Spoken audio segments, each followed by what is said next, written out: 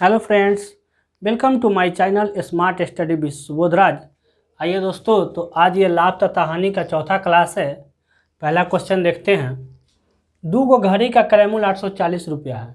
दो घड़ी का क्रय मूल्य 840 रुपया, यानी दोनों घड़ी को जोड़ करके 840 रुपया में खरीदा है। ठीक, इनमें से एक घड़ी 16% लाभ पर तथा दूसरा 12% हानि पर बेची जाती है। इससे विक्रेता को न लाभ होता है न हानि होता है। जिस घड़ी पर विक्रेता को लाभ होता है उसका क्रय मूल्य बताना है। यानी कि दो गो घड़ी 840 रुपया में खरीदा गया, जिसमें से एक गो 16% लाभ पर खरीदा गया और दूसरा 12% हानि पर। ठीक है, एक घड़ी को 16% लाभ पर तो दूसरा 12% हानि पर बेचा जाता है। ठीक, 840 रुपया में दो गो घड़ी खरीद कर एगो को 16% लाभ पर बेचा गया, एगो को 12% हानि पर बेचा गया। परिणाम क्या हुआ? दोनों घड़ी के लिए विक्रेता को ना लाभ हुआ ना हानि हुआ। यानी कुल अगर दोनों घड़ी को देखा जाए, अलग अलग देखा जाए तो एगो पर 16% लाभ है, दूसरा पर 12% हानि है। लेकिन अगर दोनों घड़ी पर मिला के देखा जाए तो विक्रेता को ना लाभ हुआ ना हानि हुआ। ठीक, तो जिस घड़ी पर विक्रेता को लाभ हुआ उसका क्रय मूल्य बताना है। ठीक है दोस्तों, तो चलिए दोस्तों इसको बनाएंगे कैसे। यानी कि जितना पैसा में खरीदा था कुल मिलाकर उतना ही पैसा उसको विक्रय मूल्य प्राप्त हुआ।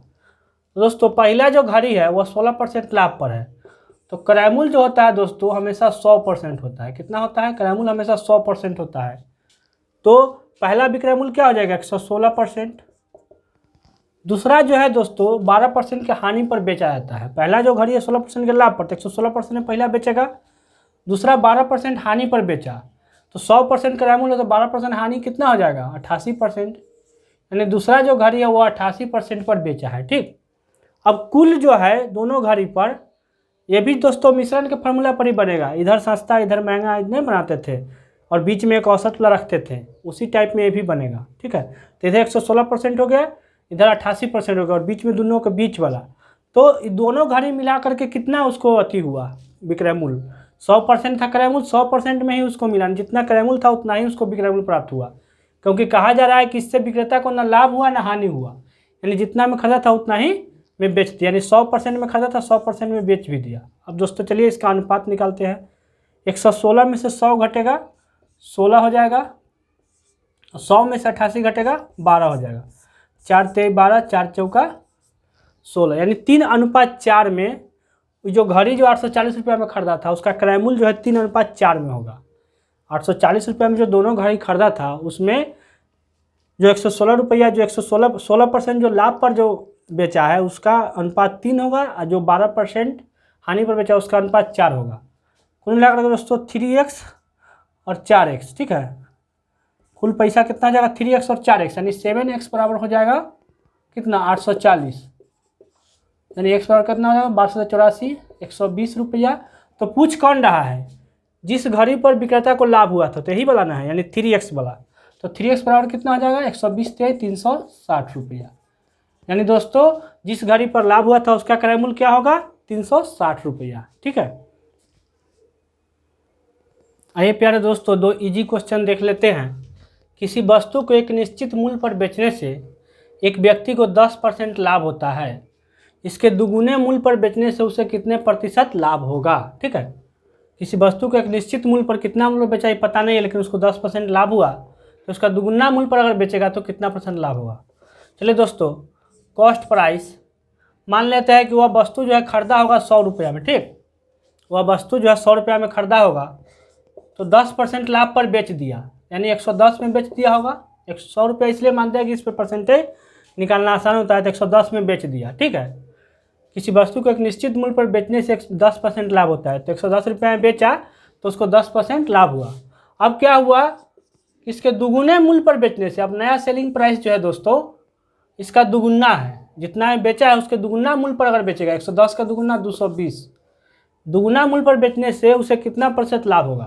यानी दोस्तों 100 रुपया का सामान जो है 220 में अब बेचेगा।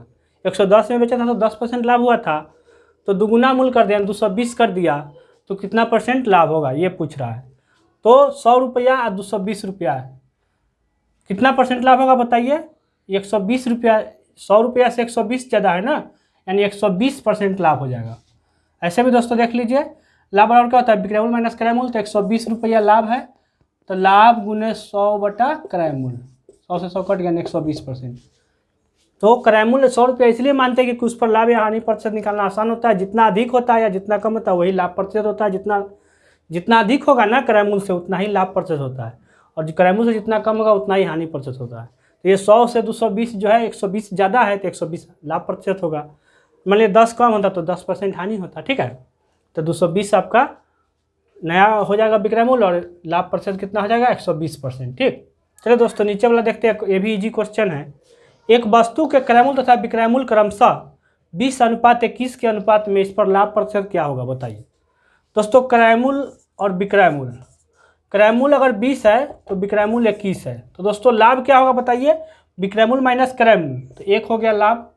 लाभ प्रतिशत क्या होता है, लाभ गुने 100 बटा क्रय मूल्य, तो क्रय मूल्य कितना है 20 है, 20 25 100 यानी 5% हो जाएगा, ठीक है दोस्तों। कितना हो जाएगा 5% लाभ होगा। बहुत ईजी क्वेश्चन था। आइए प्यारे दोस्तों चलते अगले प्रश्न पर। नीता है 180 रुपया प्रति केजी की चाय को 200 रुपया प्रति केजी की चाय के साथ 5:3 के अनुपात में मिलाकर एक नए मिश्रण को 210 रुपया प्रति केजी की दर से बेच देती है। नीता 180 रुपया वाला एगो चाय है, एगो 200 रुपया वाला चाय है, ठीक है। एगो सस्ता है एगो महंगा है, 5:3 के अनुपात में मिला दिया और 210 रुपया प्रति केजी की दर से बेच दिया, तो उसका लाभ प्रतिशत बताया दोस्तों मिश्रण का एक सूत्र होता है CD, सस्ता महंगा और बीच में औसत वाला, और अनुपात निकालते हैं 5:3, ठीक है दोस्तों। तो ये निकालते थे, अगर यहाँ पे बीच वाला दे रहता तो ये निकालना बहुत इजी होता है, ठीक है दोस्तों। लेकिन हमको बीच वाला पता नहीं है, सस्ता वाला पता है 180, महंगा वाला 200 है, ठीक है। अगर ये बीच वाला नहीं है तो कैसे हम अनुपात निकालेंगे, यहाँ तो अनुपात ही दिया हुआ है, ठीक है।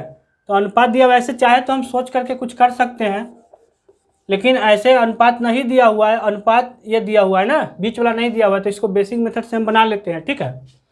तो बेसिक मेथड से कैसे बनेगा, 180 रुपये वाला जो चाय है वो 5 अनुपात में, तो 180 गुने 5 हो जाएगा। मान लेते हैं कि पूरा चाय जो है ना 5 1 7 3 यानी 8 किलो मान लीजिए पूरा चाय है, ठीक है। 5:3 तो मान लीजिए पूरा चाय जो है 8 kg है। 180 रुपये वाला 5 kg ले लिया और 200 रुपया वाला 3 kg ले लिया, ठीक। 18×5 = 900 रुपया का हो गया 5 किलो का, और ये 600 रुपया का हो गया 3 किलो का, यानी 1500 रुपया का 8 किलो चाय दोनों खरीदा है। दोनों के खरीदने में 1500 रुपया उसको लग गया, ठीक। अब ये 8 किलो जो चाय था वो 210 रुपये प्रति केजी की दर से बेच दिया है। मान लिया है कि 5 किलो और 3 किलो 8 किलो पूरा चाय है, तो 210 गुने 8 ये हो जाएगा आपका सेलिंग प्राइस, ये आपका हो गया कॉस्ट प्राइस, ठीक है दोस्तों। चलिए सेलिंग प्राइस निकालते हैं, 8 दूनी 16 168, यानी 1680 रुपया में बेचा है पूरा चाय को और 1500 रुपया में खरीदा है। कुल मिला के 180 रुपया उसको क्या हुआ, लाभ हुआ है, ठीक है। 180 रुपया लाभ हुआ है, तो लाभ प्रतिशत क्या होता है, लाभ गुने 100 बटा क्रय मूल्य। क्रय मूल्य 1500 है, 100 से 100 कट गया, 15 12 180, यानी दोस्तों उसको कितना लाभ हुआ, 12% लाभ हुआ। इसको बेसिक से बना लेंगे। अब दोस्तों आप चाहिए कि नहीं इसको महंगा सस्ता बनाए, तो 180 और 200, इधर 5 और इधर 3 रखिएगा, तो बीच में अनुमान लगाना बहुत मुश्किल है, ठीक है। और अनुमान लगाइएगा भी, ठीक है, तो ये क्रय मूल्य निकलेगा। क्या निकलेगा, क्रय मूल्य निकलेगा, लाभ प्रतिशत नहीं निकलेगा, ठीक है। इसलिए इस पर नहीं बनाएंगे। चलिए दोस्तों नीचे वाला बनाते हैं। एक व्यक्ति ने एक गीजर उसके अंकित मूल्य के 9/10 मूल्य में खरीदा तथा अंकित मूल्य से 8% अधिक में बेच दिया, उसका लाभ प्रतिशत कितना है। दोस्तों गीजर जो है खरीदा कितना में, अंकित मूल्य के 9/10, तो जिसके बाद का लगा होता है, अंकित मूल्य के बाद का लगा वही निचले वाला होता है।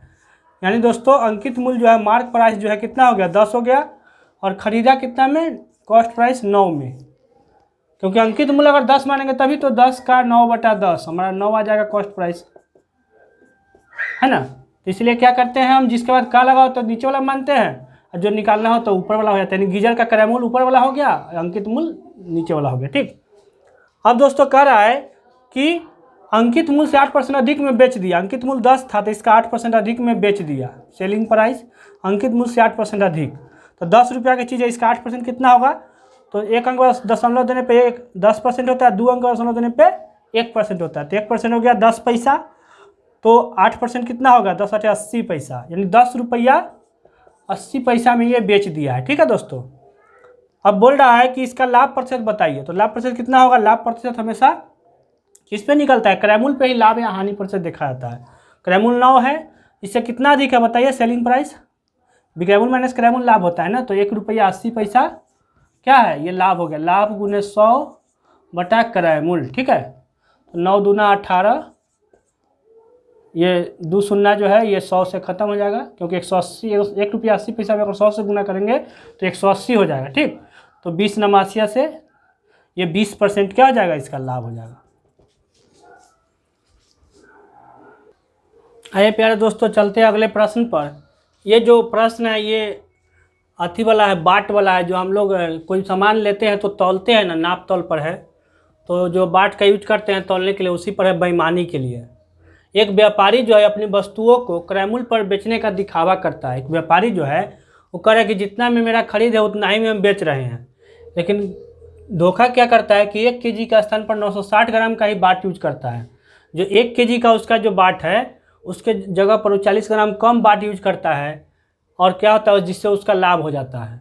जब वो जितना सामान देना चाहिए तो उतना सामान देता नहीं, सामान में कमी कर देता है, लेकिन कहता है कि जितना में हम खरीदे हैं उतना ही में हम बेच रहे हैं, और बोलता है कि हम 1 किलो दे रहे हैं सामान, लेकिन देता कितना 960 ग्राम में देता है, तो इससे उसको फायदा हो जाता है। तो आपको बताना है कि उसका लाभ प्रतिशत क्या है। लाभ प्रतिशत होता है दोस्तों, सूत्र होता है त्रुटि बटा सही मान माइनस त्रुटि गुने 100। दोस्तों ये सूत्र याद रखिएगा। लाभ प्रतिशत जो व्यापारी जो बेईमानी किया है कम सामान तौल करके, उसका सूत्र होता है त्रुटि बटा सही मान माइनस त्रुटि गुने 100। सही मान माइनस त्रुटि यानी कि मान लीजिए 1 किलो का अगर बाट है तो त्रुटि 40 ग्राम का कर दिया, यानी 960 ग्राम जो तौला है वही हो गया गलत मान। सही मान माइनस त्रुटि यानी सही मान में से त्रुटि निकाल दिए, जो त्रुटि हुआ वो क्या हुआ, गलत मान हुआ, यानी कि 1 किलोग्राम के स्थान पर 960 ग्राम का यूज कर रहा है, वही हो गया 960 ग्राम गलत मान। चलिए दोस्तों तो इसको बनाते हैं। त्रुटि यानी 960 ग्राम का यूज कर रहा है, वो कह रहा है कि हम 1 किलो दे रहे हैं, लेकिन दे कितना रहा है 960 ग्राम, यानी कितना त्रुटि कर रहा है, कितना ठग रहा है, कितना ग्राम का ठगी कर रहा है ग्राहक से, 40 ग्राम का, तो त्रुटि हो गया 40 ग्राम, ठीक है। और सही मान माइनस त्रुटि यानी कि 40 ग्राम का ठगी कर रहा है 1 किलो में, बोल रहा है कि 1000 ग्राम दे रहे हैं और दे रहा है 960 ग्राम, यानी 40 ग्राम कम दे रहा है। तो सही मान 1000 ग्राम और त्रुटि 40 ग्राम, 960 ग्राम ही दे रहा है। वो कहने का मतलब ये गलत मान हुआ, सही मान माइनस त्रुटि यानी गलत मान। तो 900 यहाँ पे दे दिया गया है 960 ग्राम, नहीं देता, कह देता कि 40 ग्राम कम तोल रहा है, तो आप इस फार्मूला पर डाल देते 1000 माइनस 40 और 960 ग्राम, ठीक है। लेकिन यहाँ पे दे दिया गया है, तो 40 बटा 960 हो गया गुने 100 हो गया। बहुत ईजी है, शून्य शून्य कट जाएगा, ये 10 चौक 40 और 24 चौका 96, यानी 100 बटा 24 हो गया, ठीक है। 100 बटा 24 हो गया दोस्तों, तो 4 से ऊपर भी काट देंगे, 4 से नीचे भी काट देंगे, तो 25 बटा 6 हो जाएगा दोस्तों। यहाँ पे देख लीजिए 25 बटा 6 यानी कि 6 चौक 24, 4.1/6% क्या हो जाएगा, उसका लाभ हो जाएगा। 4.1/6% उसका लाभ हो जाएगा। बहुत ईजी क्वेश्चन है, सिर्फ आपको फॉर्मूला याद रखना है। चल दोस्तों इसी टाइप में एक और क्वेश्चन देखते हैं। एक बेईमान दुकानदार जो है अपने सामान को क्रयमूल्य पर भी बेचने का दावा करता है, परंतु वह त्रुटिपूर्ण बाट का प्रयोग करके 11.1/9% लाभ कमाता है। 1 किलोग्राम के स्थान पर वह कितना सामान देता है, ठीक है। तो यहाँ पे लाभ प्रतिशत दिया हुआ है जो कि यहाँ पे निकाले थे। तो लाभ प्रतिशत बराबर ये फार्मूला होता है त्रुटि बटा सही मान माइनस त्रुटि, ठीक है दोस्तों, गुने 100, ठीक है, यही फार्मूला है। तो यहाँ पे लाभ प्रतिशत दिया हुआ है, तो लाभ प्रतिशत कितना दिया हुआ है 11.1/9, 100 बटा 9, यानी 100 बटा 9 जो है दोस्तों, 100 बटा 9 जो है क्या है, लाभ प्रतिशत है, जो कि त्रुटि कितना है कर रहा है पता नहीं है हमको, ठीक है। त्रुटि कितना है कर रहा है हमको पता नहीं है, तो हम क्या करेंगे x मान लेंगे त्रुटि, तो त्रुटि होगा x बटे सही मान माइनस त्रुटि। तो सही मान कितना है 1 किलोग्राम, वो बोल रहा है कि हम 1 केजी सामान दे रहे हैं, लेकिन उसमें कुछ कमी कर रहा है, तो कितना कमी कर रहा है वही त्रुटि हुआ। तो 1 किलो के स्थान पर 1000 ग्राम बोल रहा है सही मान, लेकिन दे रहा है कितना कम, 1 ग्राम कम दे रहा है, हमको पता नहीं कितना ग्राम कम दे रहा है, उसको x मान लिया, ठीक है। अब यहाँ पे गुने 100 होगा, 100 से 100 कट गया, ठीक है। अब दोस्तों 9 गुने x यानी 9x बराबर हो जाएगा 100 minus x, sorry 1000 minus x, तो ये x जो इधर आएगा तो 10x बराबर 1000, तो x बराबर कितना आ जाएगा 100 ग्राम, यानी दोस्तों जो त्रुटि है ना वह 100 ग्राम का त्रुटि करता है। कहने का मतलब है कि ये जो दुकानदार है बेईमान, वो 1 किलोग्राम के स्थान पर 100 ग्राम कम तोल रहा है, यानी कि 900 ग्राम ही व्यक्ति को दे रहा है अपने ग्राहक को। ठीक है, तो 1 किलोग्राम के स्थान पर कितना सामान देता है? 900 ग्राम। आइए दोस्तों चलते हैं अगले प्रश्न पर। त्रुटिपूर्ण बाट का प्रयोग करके एक दुकानदार अपने ग्राहक को 5% धोखा खरीदते समय तथा 5% धोखा बेचते समय देता है। उसका लाभ प्रतिशत कितना है? जब वो दुकानदार कहीं से खरीदा था वहाँ भी 5% धोखा कर लेता है, और जब वो सामान बेचता है वहाँ भी 5% धोखा कर लेता है। ठीक है, तो उसका कुल लाभ कितना हुआ? तो इसका दोस्तों सूत्र होता है कुल लाभ जो है, कुल लाभ पर 100 प्लस आर का होल स्क्वायर बटे 100 माइनस 100। ठीक है दोस्तों, यह आर क्या है? तो आर जो धोखा परसेंट दिया 5% खरीदते समय और 5% बेचते समय, वही आर है। ठीक है, तो 100 प्लस आर के होल स्क्वायर बटे 100 माइनस 100 हो जाएगा। ठीक है, याद रखिएगा सूत्र 100 प्लस आर के होल स्क्वायर बटे 100 माइनस 100, ये इसका सूत्र होता है। चलिए दोस्तों, तो 100 प्लस 5 यानी 105 का स्क्वायर हो जाएगा बटा 100 माइनस 100। ठीक है,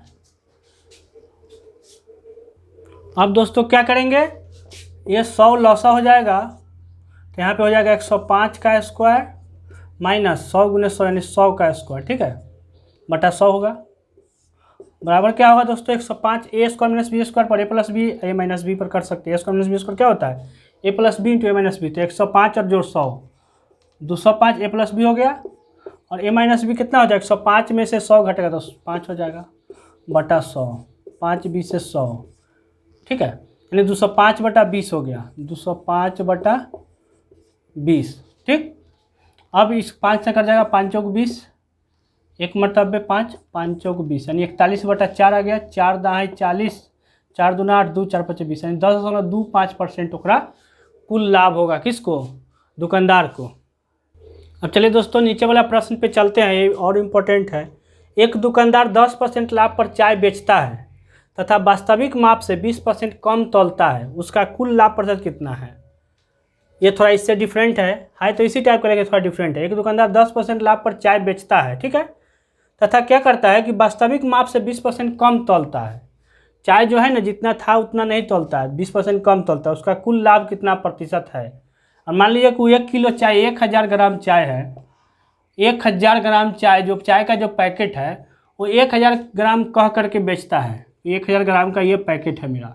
अगर मान लीजिए कि 1 ग्राम का कीमत 1 रुपया है तो 1000 ग्राम का कीमत कितना होगा? 1000 रुपया। ठीक है दोस्तों, वो जो चाय का जो पैकेट है वो कह कर बेचता है कि 1 किलोग्राम यानी 1000 ग्राम का ये पैकेट है। तो मान लीजिए 1 ग्राम का दाम, 1 ग्राम चाय का दाम 1 रुपया, तो 1000 ग्राम का कितना हो जाएगा? 1000 रुपया। ठीक है, 1000 रुपया वो दुकानदार जो है उस पर लिख करके रखा हुआ है। ठीक है, और कह रहा है कि 10% लाभ, 10% लाभ भी हम लेंगे क्योंकि 1000 रुपया तो उस पर लिखा हुआ है, और 10% हम लाभ भी लेंगे, तो इसका 10% कितना हो जाएगा? 100 रुपया। यानी दोस्तों कुल 1100 रुपया में वो बेचेगा सामान। जो चाय का जो पैकेट जिस पर 1 किलोग्राम लिखा हुआ है और 1000 रुपया लिखा हुआ है, ठीक है, उसको कितना में बेचेगा? बोल रहा है कि 1000 रुपया इस पर लिखा हुआ है, एक ग्राम का 1 रुपया हम ले रहे हैं, 1000 ग्राम का 1000 रुपया लेंगे, और 10% हमको लाभ चाहिए, यानी कि हम 1100 रुपया में बेचेंगे, यानी उसका विक्रय मूल्य क्या हो गया दोस्तों? 1100 रुपया सेलिंग प्राइस। ठीक, अब दोस्तों हमको पता करना है कि खरीदा कितना में था, वो खरीदा कितना में था। ठीक है, तथा वास्तविक माप से 20% कम तौलता है। वो क्या करता है कि वास्तविक माप से 20% कम तौलता है, उसका कुल लाभ कितना होगा? वास्तविक माप से 20%, वो तो उतना करके 1100 रुपया में बेच दिया है, लेकिन एक्चुअल में वो कितना में 800 ग्राम ही ना दिया है, 20% कम दिया। 1000 ग्राम का वो उसका चाय था, लेकिन दिया कितना? 800 ग्राम दिया ना, 20% कम दिया, तो इसका 20% कितना होगा? 10% 100, तो 20% 200, यानी 200 ग्राम कम दिया, यानी 800 ग्राम दिया है। दिया कितना? 800 ग्राम ही दिया है। वो खरीदा था 800 ग्राम। ठीक है दोस्तों, वो जो दुकानदार था वो खरीदा था 800 ग्राम, और उस पर लिखा हुआ था 1 किलोग्राम का ही चाय का पैकेट है। खरीदा कितना था? 800 ग्राम ही खरीदा, क्योंकि 20% कम तौलता है, जो उसके पास था वही तो तौलेगा, तो 20% कम का ही वो बनाया हुआ था पैकेट, तो 20% कम तौल करके उसको 1 किलो कह के दे दिया।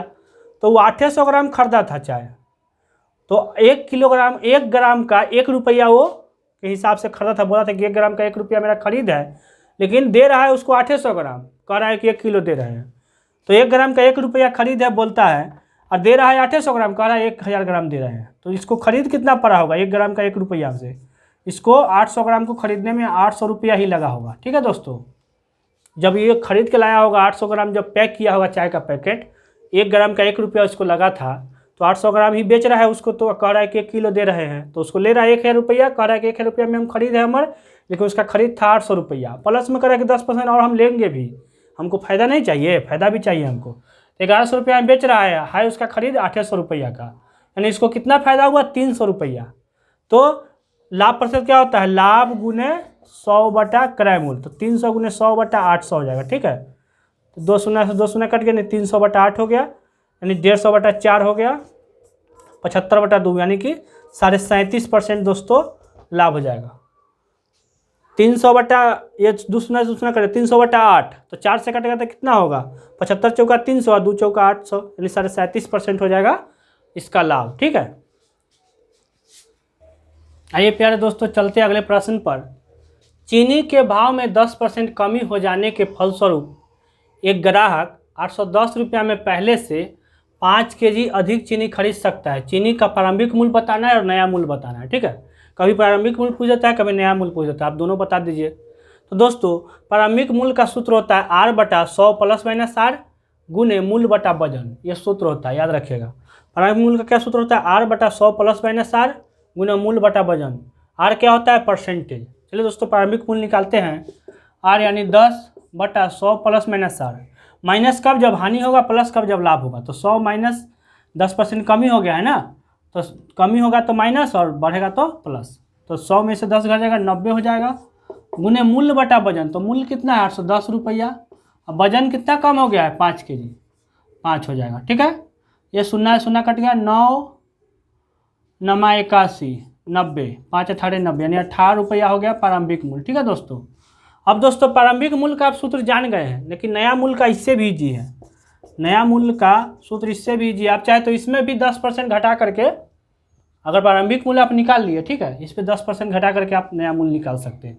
1 रुपया 80 पैसा घटा देंगे, 16 रुपया 20 पैसा आ जाएगा।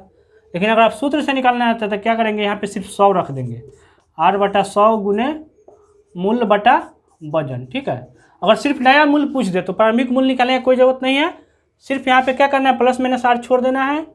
ये पुराना हो गया, नया में सिर्फ 100 रखना है। ठीक है, 100 टकिया नया है ना, तो नया में सिर्फ 100 रख देना है। तो 10 बटा 100 और गुने मूल्य 810 रुपया बटा वजन 5 केजी, 5 केजी अधिक है ना, तो कितना हो जाएगा 10 ढाई 100, ये 10 से कट गया, यानी 81 बटा 5 हो गया। 81 बटा क्या हो जाएगा 5 हो जाएगा, 5 16 80, 16 रुपया 20 पैसा आ जाएगा। तो नया मूल्य 16 रुपया 20 पैसा, आप चाहे तो प्रारंभिक मूल्य जो 18 रुपया निकाले हैं उसमें 10% कमी हो गया ना।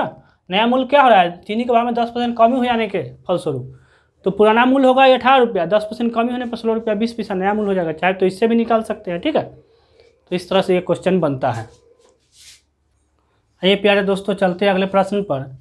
1 रुपया के 20 की दर से बटन बेचने पर एक व्यक्ति को 4% हानि होती है। ठीक है, तो 20% लाभ कमाने के लिए 1 रुपया कितने की दर से इसे बेचना होगा।